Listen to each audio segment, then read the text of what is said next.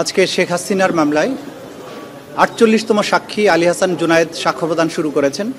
এর আগে ৪৭তম সাক্ষী জনাব নাহিদ ইসলাম তার সাক্ষ্য প্রদান এবং জেরা সমাপ্ত হয়েছে।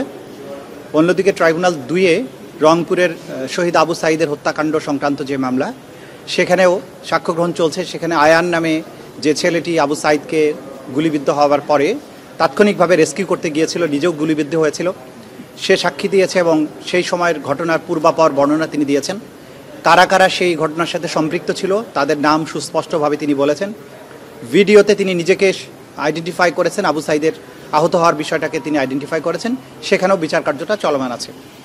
আজকে এখানে নাহিদ ইসলাম সাহেব সাক্ষী দিয়েছেন এবং তিনি যেটা বলেছেন যে দল হিসাবে আওয়ামী লীগের অপরাধের সম্পৃক্ততার প্রমাণ পাওয়া যাচ্ছে, তারও বিচার হতে পারে। ডেফিনেটলি আইনে সেই সুযোগ আছে। এখন ট্রাইব্যুনাল এবং তদন্ত সংস্থা এখানে যদি আমাদের কাছে সরাসরি কেউ অভিযোগ করে তাহলে সুবিধা হয় সেটার তদন্ত করার জন্য। এর বাইরেও যেহেতু যে সমস্ত সাক্ষ্য প্রমাণ আদালতে উপস্থাপিত হয়েছে, ব্যক্তির বিরুদ্ধে যে সমস্ত সাক্ষ্য প্রমাণ আসছে, সেই সব সাক্ষ্য প্রমাণের মধ্যেও দল হিসাবে সেই সময়ের ক্ষমতাসীন যে দল ছিল আওয়ামী লীগ, তার সহযোগী সংগঠন হিসাবে যুবলীগ, ছাত্রলীগ, স্বেচ্ছাসেবক লীগ, ১৪ দল, তাদের সম্পৃক্ততার অকাট্য প্রমাণ কিন্তু আদালতে আসছে। সুতরাং এই সিদ্ধান্ত নেবার সুযোগ আছে। আমরা এখনও সিদ্ধান্ত নেই, দেখা যাক। আমরা এটা নিয়ে ভাববো, এটা নিয়ে ভাবার পরে, এবং যদি যারা ভিকটিম পরিবার তারা যদি দল হিসেবে কেউ এদের বিচারের জন্য আসেন তাহলে হয়তো আরও বিষয়টা সহজ হতে পারে। কিন্তু এই ব্যাপারে আমরা এখনও চিন্তাভাবনা করিনি। চিন্তাভাবনা করার পরে এই ব্যাপারে যথাসময়ে যথা সিদ্ধান্ত গ্রহণ করা হবে।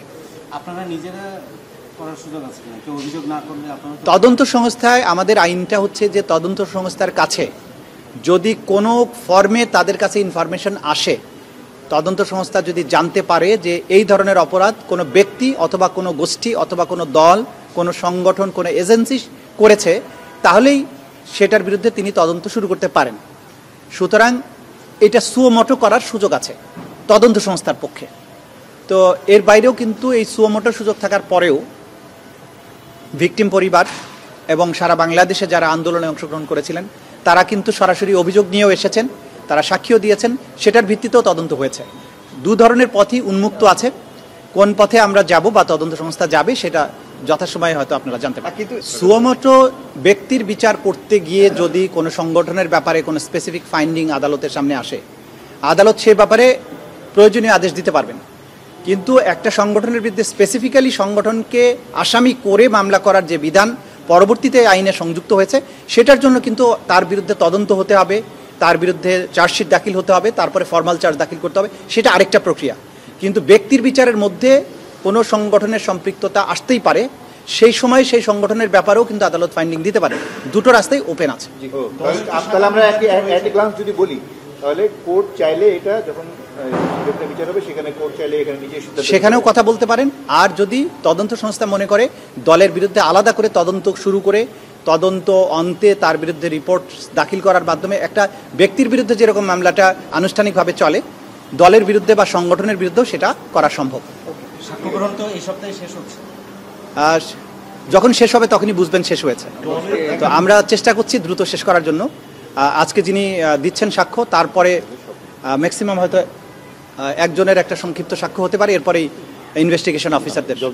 আমরা আমাদের তো নিজের থেকে সিদ্ধান্ত নেওয়ার দরকার নেই, আইন তার নিজস্ব গতিতে চলবে। আর নির্বাচন আসলো কি আসলো না বিচারিক কার্যক্রমে আমরা সেটাও আমাদের ভাবার প্রয়োজন নেই বা সুযোগও নেই। আইন নিজস্ব গতিতে চলবে। আইনের প্রয়োজনে, ন্যায় বিচারের প্রয়োজনে যখন যেটা করা দরকার হবে সেটা তদন্ত সংস্থা করবে, ট্রাইব্যুনালও করবে।